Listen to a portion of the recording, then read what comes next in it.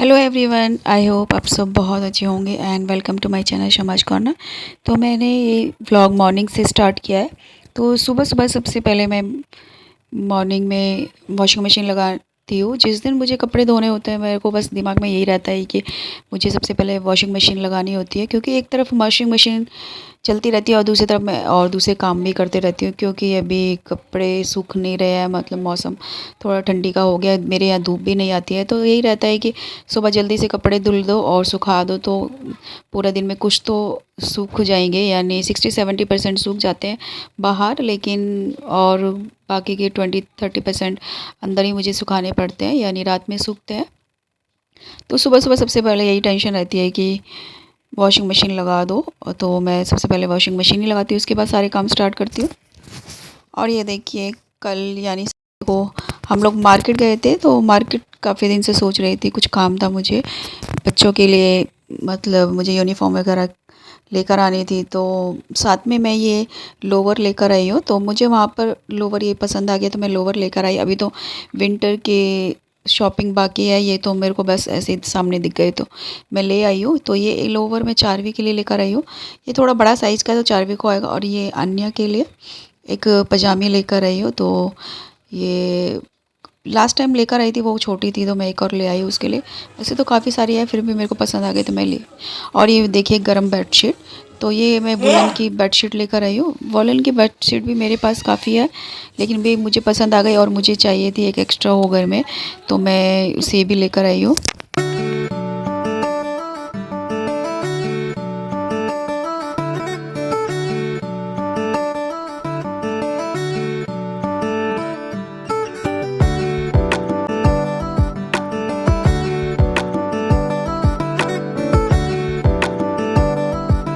चाय वगैरह तो हम पी चुके हैं और उसके बाद मैं सुबह के कामों में लग गई हूँ। तो सबसे पहले मैं बेडिंग करती हूँ। तो सुबह उठने के बाद मुझे ये बिस्तर फैले हुए अच्छे नहीं लगते हैं, तो बस फटाफट से लगता है कि चाय पियो और मैं फटाफट से घर को क्लीन कर दूँ। और बेडिंग वगैरह मैं सबसे पहले करती हूँ और थोड़ा सा डस्टिंग करती हूँ, उसके बाद मैं झाड़ू वगैरह लगा दूँ। और मुझे सुबह थोड़ा जल्दी नहाने की भी लगी रहती है कि तो नहाने से थोड़ा फ्रेश लगता है कि हाँ भाई एक नया दिन स्टार्ट हो गया है। तो सुबह सुबह मैं जल्दी से बेडिंग वगैरह करती हूँ, झाड़ू वगैरह लगाकर नहाने में लग जाती हूँ।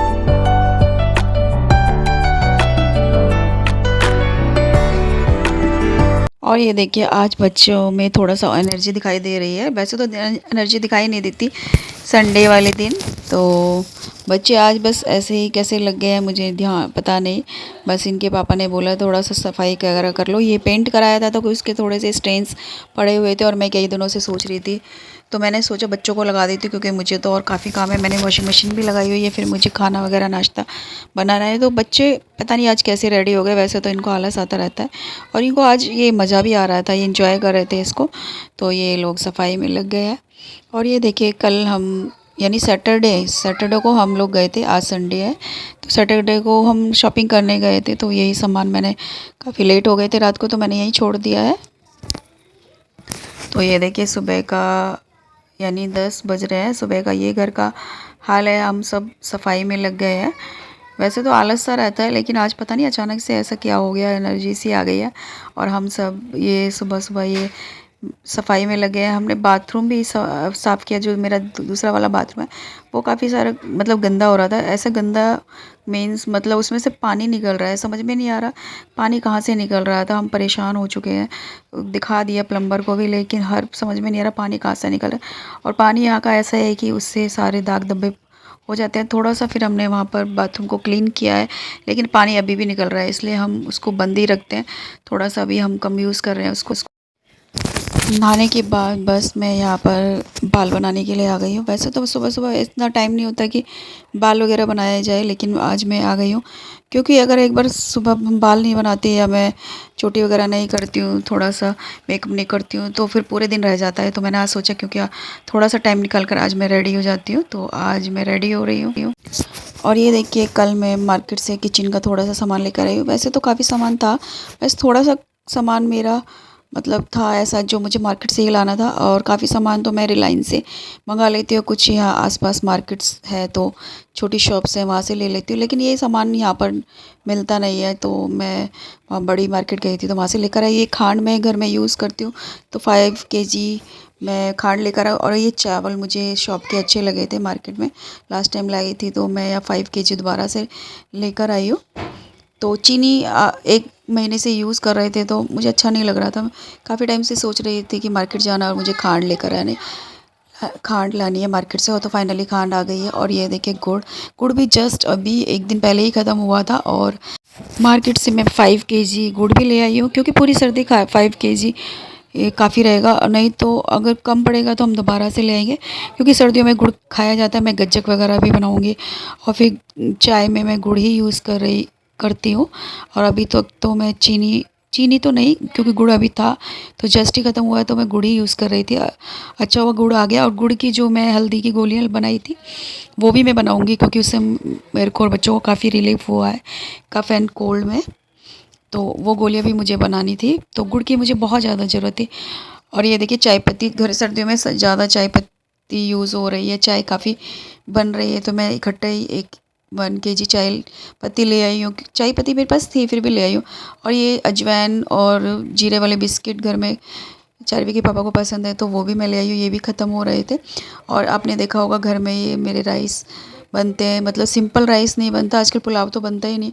ये मंचूरियन फ्राइड राइस मसाले वाले बनते हैं, यानी चाइनीज़ राइस बनते हैं। तो इकट्ठे ही मैं 10-15 पैकेट ले आई हूँ। और मुझे मोनाको के पैकेट यानी मोनाको बिस्किट ज़्यादा पसंद है, चाय के साथ नमकीन बिस्किट, तो मैं वो भी अपने लेकर आई हूँ। और यहाँ पे सूप भी लेकर आए हैं, तो घर में सूप अच्छे लगते हैं तो घर में मतलब पीने में अच्छे लगते हैं। बच्चों को भी ये काफ़ी पसंद है, सुबह ही उन्होंने बनाया है। तो कई फ्लेवर के सूप मैं लेकर आई हूँ। तो वहाँ जैसे जैसे दिखाई दिया, और कुछ तो मैं पर्ची बना कर लेकर गई थी यानी स्लिप बना कर लेकर गई थी, वो भी ले आई। और कुछ सामने कुछ सामान डिस्प्ले में था तो मुझे लगा कि हाँ मुझे इसकी ज़रूरत है तो वो भी मैं लेकर आई हूँ। और बस ये वैसे सामान ये 20% है मेरे किचन का, और 80% तो मेरे पास रखा हुआ था, ऑयल वगैरह दालें वगैरह तो सब मेरे पास थी, मसाले वगैरह। तो बस यही सामान लेकर आई हूँ थोड़ा सा, इसी में हमें काफ़ी टाइम लग गया। और मेरे काफ़ी और काम भी थे वो भी मैं करके आई हूँ। और ये डिटॉल लिक्विड मेरा ख़त्म हो गया था तो ये भी मैं ले आई हूँ। और मैं विम बार स्कॉच ब्राइट वगैरह भी लेकर आई हूँ। तो आज मैंने कपड़ों की मशीन लगाई थी, एक लॉट तो मैंने धुल लिया है। तो एक्स्ट्रा कपड़े थे तो मैंने सोचा क्यों दूसरा लॉट वॉशिंग मशीन में धोया जाए। तो मैं इन्हें हाथ से ही निकाल रही हूँ, मतलब सेमी मशीन में मैंने ये सर्फ में चला दिए थे और ये हाथ से पानी में से निकाल रही हूँ। वैसे ऑटोमेटिक भी है तो ऑटोमेटिक में एक बार चल चुके हैं, ड्रेन हो चुके हैं, मतलब रेंज हो गए हैं कपड़े और ड्राई भी हो गए। तो मैंने सोचा कि वॉशिंग मशीन में बहुत टाइम लगेगा और कपड़े सूखेंगे नहीं, तो फटाफट से ज़्यादा कपड़े नहीं थे तो मैंने हाथ से निकाल दिए। तो एक लॉट तो मैंने धुल दिया मशीन में और एक लॉट मैं खुद हाथ से धो ली थी। ऐसा कुछ नहीं है कि मैं मशीन से ही धोती हूँ, मेरे पास टाइम होता है और कभी लगता है अच्छा भी लगता है।